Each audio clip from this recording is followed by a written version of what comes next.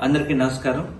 మనం ఎక్కడ చూసినా ప్రతి గ్రామంలో ఆశా వర్కర్లు కానివ్వండి, అలాగే ఏఎన్ఎంలు కానివ్వండి, అంగన్వాడీ టీచర్లు కానివ్వండి, రిసోర్స్ పర్సన్గా పనిచేస్తూ ఉన్న ఈ మెప్మాలో కానీ సర్ఫ్లో కానీ చేస్తున్నటువంటి వీరికి సరైనటువంటి జీతభత్యాలు లేకుండా చాలని జీతాలతో పనిచేస్తూ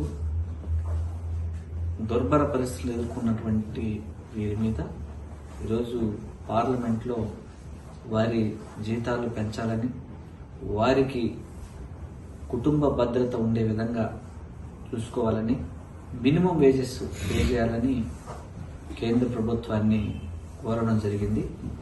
దీని మీద రిటర్న్గా లిఖితపూర్వకంగా సమాధానం కోసం మంత్రివర్యుల నుంచి సమాధానం కోసం ఎదురు చూస్తున్నాం. Thank you.